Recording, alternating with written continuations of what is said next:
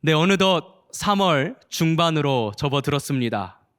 새내기, 새 학년, 새 학기 빠르게 지나가고 있습니다. 직장 생활을 하시는 우리 청년들은 선생님이 아니고서는 아마 새 학기가 의미는 없지만 보통 3월 하면 따뜻한 봄이 찾아오면 뭔가 새로운 시작이 열릴 것만 같은 그런 마음이 들 겁니다. 우선 밖으로 마음껏 돌아다닐 수 있기 때문에 또 운동도 시작하시는 분들이 있고요.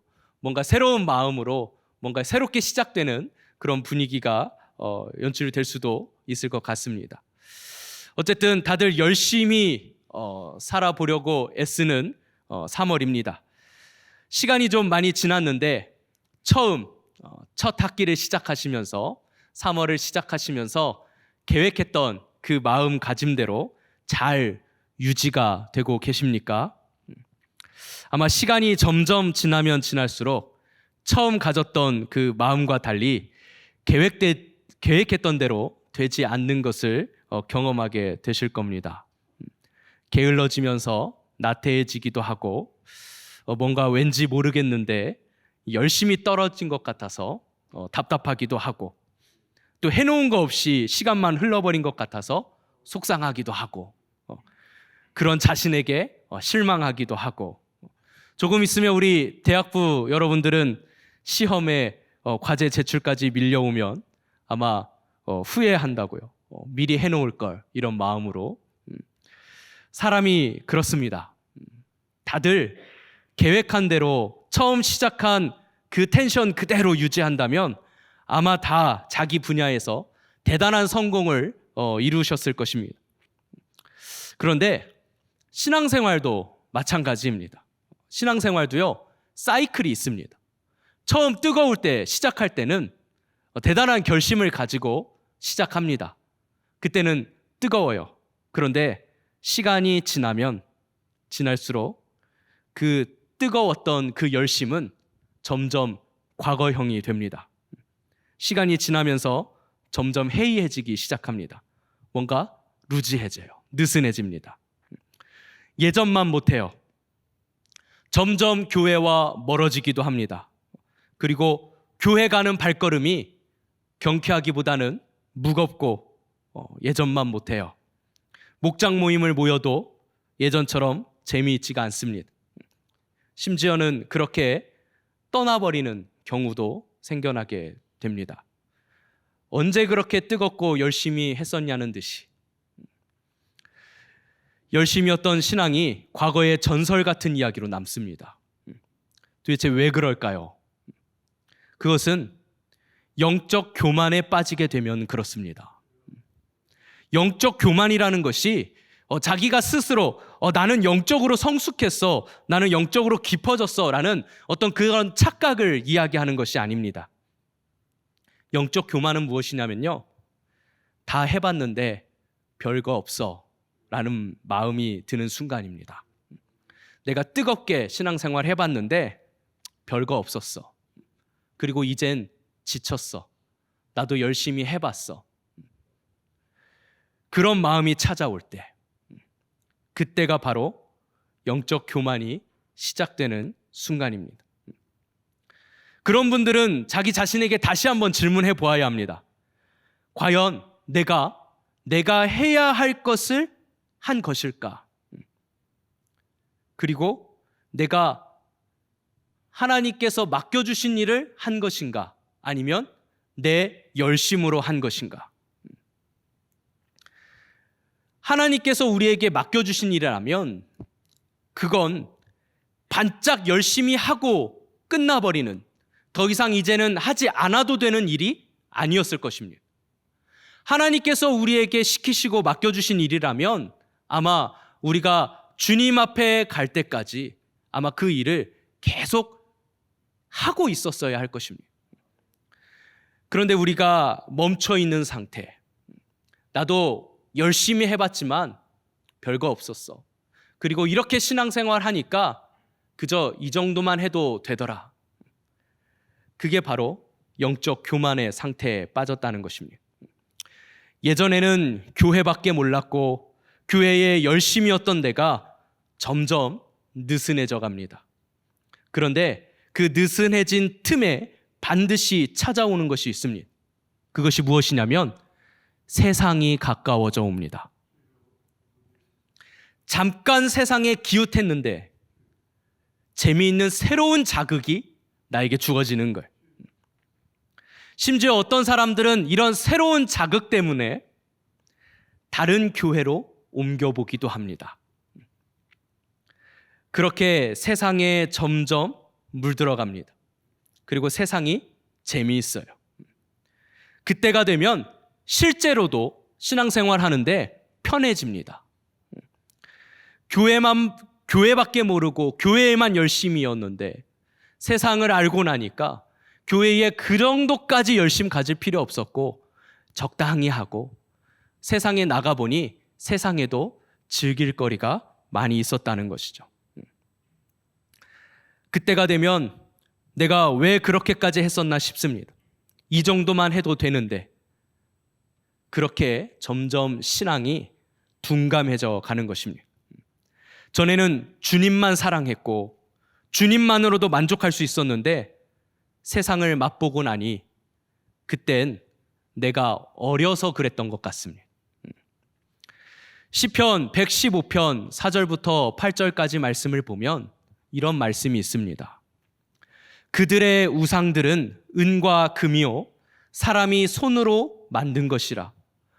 입이 있어도 말하지 못하며 눈이 있어도 보지 못하며 귀가 있어도 듣지 못하며 코가 있어도 냄새 맡지 못하며 손이 있어도 만지지 못하며 발이 있어도 걷지 못하며 목구멍이 있어도 작은 소리조차 내지 못하느니라. 우상들을 만드는 자들과 그것을 의지하는 자들이 다 그와 같으리로다. 주님 안에서 함께 신앙생활을 하다가 점점 세상에 물들어가다가 이제는 세상에 빠져들어갑니다. 그리고 세상을 더 가까이 합니다. 전에는 주님으로만 다 될 것 같았는데 이제는 세상 것들이 보이기 시작합니다. 주님밖에 모르고 교회에만 열심히 했던 과거는 내가 어려서 그랬던 것 같고 이제는 내가 뭘 좀 알아가니까 여기에만 내가 올인할 것이 아니라 내가 이곳에서도 뭔가 해야 된다는 생각이 들어갑니다. 그렇게 둔감해지는 상태를 오늘 시편의 말씀은 입이 있어도 말하지 못하고 눈이 있어도 보지 못하는 상태. 자신들이 섬기는 우상처럼 영적으로 생명이 없는 무생물로 변해가고 있다라고 말씀하고 있습니다. 영적인 상태는 되돌아오기 힘들거나 교회를 떠나지는 않았지만 깊은 방황의 시간에 놓이게 됩니다. 이 자리에 계신 분들이 경험하셨을 수도 있고 경험하지 못하신 분들도 있을 수 있지만 여러분들의 그 신앙의 열심이 식어가기 시작하면서 이제 세상이 보이기 시작하면 영적인 둔감함이 찾아옵니다. 많은 신앙의 선배들이 어쩌면 그렇게 그 열심이었던 신앙의 자리를 그렇게 하나둘씩 떠나갔는지도 모릅니다. 그래서 우리는 깨어 있어야 합니다. 베드로전서 5장 8절 10절까지의 말씀은 이렇게 우리에게 말씀하고 있습니다. 근신하라 깨어라 너희 대적 마귀가 우는 사자같이 두루 다니며 삼킬 자를 찾나니. 근신하라 깨어라. 우리가 깨어 있지 않으면 이 세상은 언제든지 우리를 하나님으로부터 멀어지게 하기 위해서 네가 그 정도까지는 안 해도 돼. 세상으로 나와봐. 네가 보지 못하고 알지 못했던 더 많은 것들이 많아. 더 넓은 세상이 있어. 라고 우리를 유혹한다는 것이죠. 그때마다 우리는 어떻게 해야 합니까? 이어지는 구절은 이렇게 말씀하고 있습니다. 너희는 믿음을 굳건하게 하여 그를 대적하라. 이는 세상에 있는 너희 형제들도 동일한 고난을 당하는 줄을 알미라. 모든 은혜의 하나님 곧 그리스도 안에서 너희를 부르사 자기의 영원한 영광에 들어가게 하신 이가 잠깐 고난을 당한 너희를 친히 온전하게 하시며 굳건하게 하시며 강하게 하시며 터를 견고하게 하시리라. 우리가 근신하여 깨어 있을 때 하나님께서는 우리로 하여금 세상에 잡아먹히지 않고 견고하게 온전히 주님 터 위에 서 있을 수 있도록 우리를 지켜주신다라고 말씀하고 있습니다. 여러분, 세상에게 잡아먹히게 되면 정말 영적으로 우둔해집니다. 감각이 없어져요. 보지 못하고 듣지 못하는 상태가 됩니다. 그래서 적당하게 신앙생활 하는 것도 잘하고 있다고 착각하게 돼요. 이 정도만 해도 된다고 스스로를 속이게 돼요. 오늘 우리가 함께 읽었던 고린도전서 2장의 말씀이 우리에게 그것을 정확하게 가르쳐주고 있습니다. 우리가 함께 읽었던 2장 9절의 말씀을 보도록 하겠습니다. 기록된 바 하나님이 자기를 사랑하는 자들을 위하여 예비하신 모든 것은 눈으로 보지 못하고 귀로 듣지 못하고 사람의 마음으로 생각하지도 못하였다 함과 같으니라. 여러분, 우리가 신앙생활을 하는 데 있어서 하나님께서 우리에게 예비해 놓으신, 우리에게 주실 그 좋은 것들은 인간의 육신의 눈으로 볼 수 있는 것들이 아닙니다. 인간의 육신의 귀로 들을 수 있는 것들이 아닙니다. 그리고 사람의 마음으로 생각할 수 있는 것도 아니라는 거예요. 그렇기 때문에 우리가 우리의 열심으로, 우리의 뜨거움으로 신앙생활을 하다가는 언젠가 그것이 식어질 때, 마치 신앙의 사이클이 돌듯 그것이 점차 식어질 때 우리는 곧바로 세상에 빠져들게 된다는 것입니다. 이사야서에서도 이것을 똑같이 말씀하고 있습니다. 이사야 44장 18절 말씀을 보면 이렇게 말씀하고 있어요. 그들이 알지도 못하고 깨닫지도 못함은 그들의 눈이 가려서 보지 못하며 그들의 마음이 어두워져서 깨닫지 못함이니라. 오늘 우리가 함께 나눌 말씀의 제목이 성령으로 보아야 보인다입니다. 오래 보아야 예쁘다, 이런 시가 있죠. 나태주 시인의 정말 좋아하는 시인데, 오래 보아야 예쁘다, 자세히 보아야 예쁘다. 우리가 하나님의 뜻, 하나님의 일을 보기에는 우리 육신은 연약합니다. 그리고 언제든 우리는 인간적인 교만에 빠질 수 있습니다. 우리가 그것을 볼 수 있는 방법은 우리 육신의 눈으로 볼 수 없어요. 우리 인간적인 생각과 마음으로 알 수 없습니다. 성령을 통해서야만 보이는 것입니다. 그래서 우리는 항상 깨어 있어야 합니다. 어떻게 깨어 있어야 합니까? 골로새서 4장 2절 말씀은 이렇게 말씀하고 있습니다. 기도를 계속하고 기도에 감사함으로 깨어 있으라. 영적인 슬럼프가 찾아옵니다. 인간적인 육신적인 열심으로 했던 그 신앙생활에 위기가 찾아옵니다. 여러분이 쓰는 표현으로 이젠 지쳤어요. 그런데 그때에 우리가 하나님께 더 나아가는 것이 아니라 세상에 더 가까워지는 것입니다. 세상의 즐거움이 우리를 더 그쪽으로 끌어당깁니다. 그래서 우리는 계속해서 기도를 해야만 하는 것입니다. 기도를 해야 하는 이유는 무엇입니까? 내가 깨어있기 위해서예요.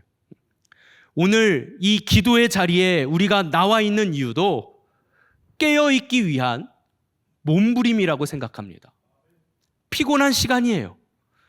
퇴근하고 남들은 다 가장 즐겁고 가장 즐겨야 하는 딱 그 시간. 여러분들은 그 시간에 기도의 자리에 나와 있습니다. 쉬운 일 아니에요. 육신은 힘듭니다. 피곤합니다. 고통스럽습니다. 지금도 졸고 계신 분들이 있어요. 그럼에도 불구하고 여러분들이 이 자리에 나오신 이유가 무엇입니까? 깨어있기 위해서입니다. 내가 세상에게 지지 않으려고. 복음서에 보면 예수님께서도 마지막 때를 말씀하실 때마다 제자들에게 깨어있으라고 하십니다. 깨어있으라, 깨어있으라. 반복하세요. 그리고 예수님이 십자가에 못 박히시기 바로 직전, 붙잡히시기 전 감난산에 올라가셔서 제자들에게 이렇게 말씀하십니다. 마태복음 26장 40절과 41절 말씀을 보니까 이렇게 말씀하셨어요.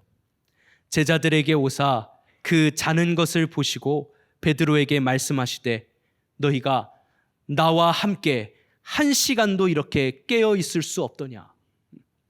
시험에 들지 않게 깨어 기도하라. 마음에는 원이로되 육신이 약하도다. 나와 함께 1시간도 깨어서 기도할 수 없더냐. 너희들이 깨어 기도하지 않으면 너희 반드시 세상의 시험에 넘어지게 될 것이다. 그러니 깨어 기도하라. 그러나 육신이 약하도다. 여러분, 우리의 기도는 육신의 한계를 넘어야만 합니다. 처음 신학교에 들어갔는데 20살 혈기, 얼마나 혈기가 넘쳤겠습니까? 이 혈기가 넘친다는 것은 아침잠이 많다는 거예요.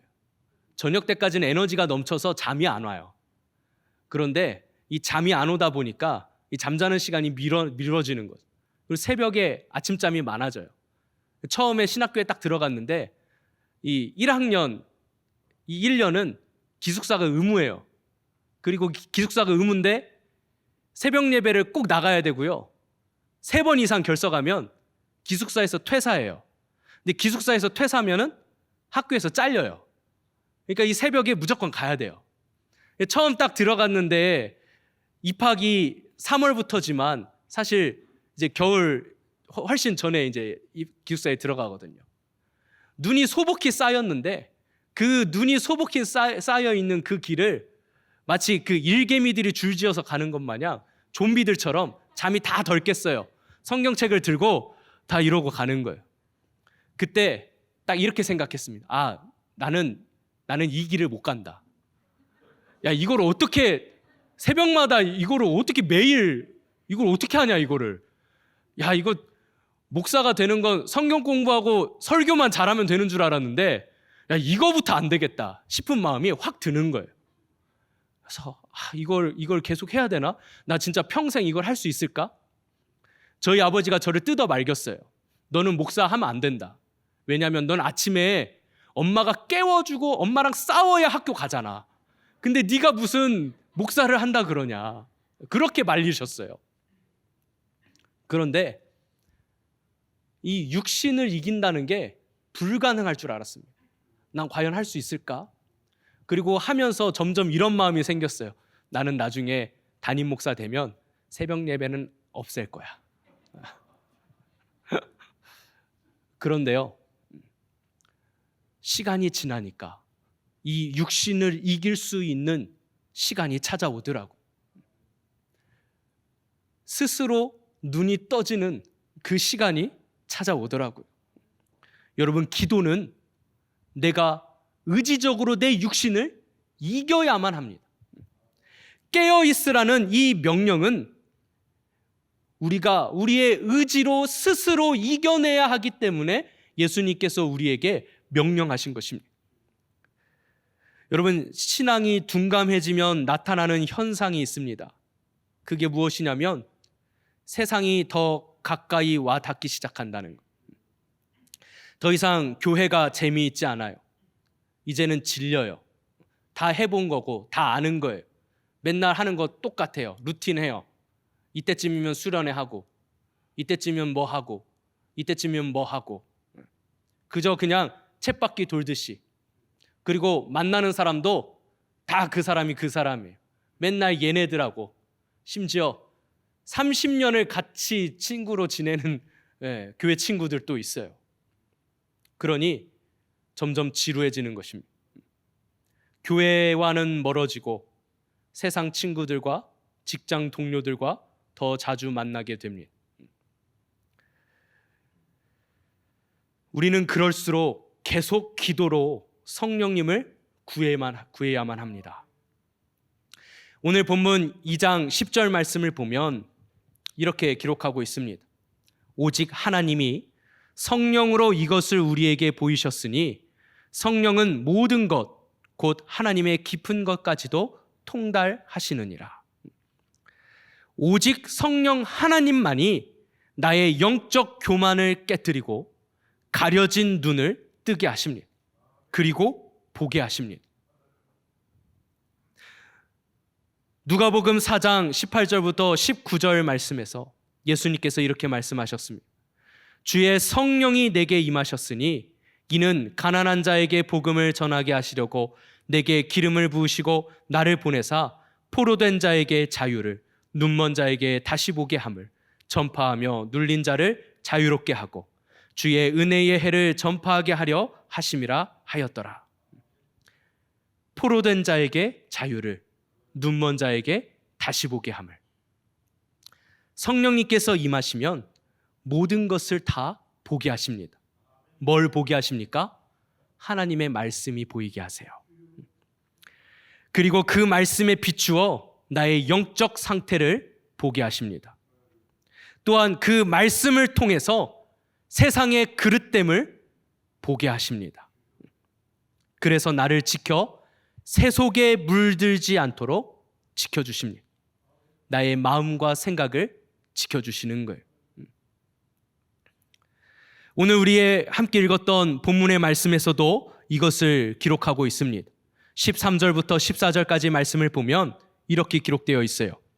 우리가 이것을 말하거니와 사람의 지혜가 가르친 말로 아니하고 오직 성령께서 가르치신 것으로 하니 영적인 일은 영적인 것으로 분별하느니라.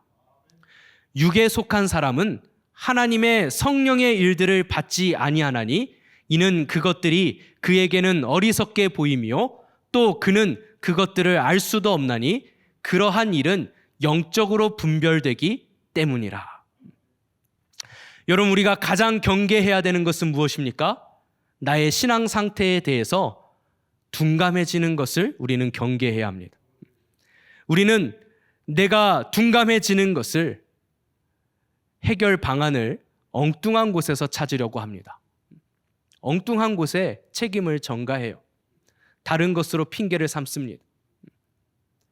교회의 시스템, 교회의 구조, 교회의 훈련 프로그램, 이런 것들로 책임을 전가해요. 목장 모임, 아무개 때문에 누가 나를 불편하게 해서, 누가 맞지 않아. 여러분, 그런 건 다 핑계입니다. 그것은 우리가 육에 속했기 때문에 육의 눈으로 바라보는 것들이에요. 깨어있지 못하기 때문에 우리가 영적으로 둔감해지는 것이고, 육적으로 둔감해지기 때문에 육신적인 것으로 핑계를 삼는 것입니다.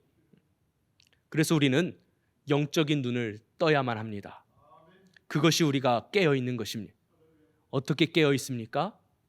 성령 하나님께 구함으로. 성령께서 나의 눈을 열어주시고 나의 귀를 열어주시고 듣게 하시고 보게 하심으로 하나님의 말씀이 보이고 그 말씀에 비춘 나의 연약함이 보이고 이 세상의 그릇됨이 보이면서 분별할 수 있는, 그래서 더 이상 내 신앙의 문제를 다른 것에서 핑계를 삼는 것이 아니라 내가 더 하나님 앞에 거룩함으로 나아가야 함을 깨닫게 하심으로 하나님께서 나를 가르치시는 것입니다. 더 이상 하나님의 말씀이 와닿지 않거나 말씀으로 찔리지 않고 그 말씀이 들리지 않는다는 것, 말씀과 신앙에 대한 관심과 열심이 사라진다는 것은 무서운 일입니다. 우리가 가장 경계해야 하는 일입니다. 깨어있으라는 명령은 우리가 스스로 의식적으로 깨어 있어야 한다는 것을 의미합니다. 우리가 기도하는 이유는 바로 거기에 있습니다. 우리의 영적인 상태가 둔감해지는 것, 그것을 우리가 가장 경계해야 하기에 우리는 오늘 또 성령 하나님 앞에 나와서 성령님께서 나의 눈을 뜨게 하시고 나의 영적인 상태를 보게 하시고 내가 지금 어느 위치에 와 있는지, 어떤 모습으로 와 있는지, 어떤 마음으로 와 있는지를 보게 해달라고 간구하는 시간이 되어야 합니다. 여러분, 우리는 계속해서 기도해야 합니다.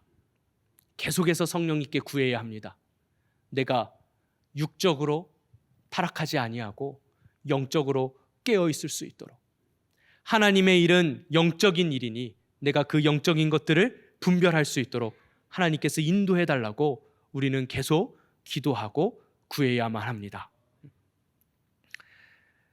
억눌린 자, 갇힌 자, 자유함이 없는 자, 사로잡혀 있는 상태, 그 상태가 나의 상태는 아닌지 오늘 이 시간 점검하시고 오늘 성령 하나님께서 나를 가르치시고 인도하여 주심으로 말미암아 내가 깨어 있을 수 있도록 오늘 또 우리 함께 간구하며 구하기를 주님의 이름으로 부탁을 드립니다.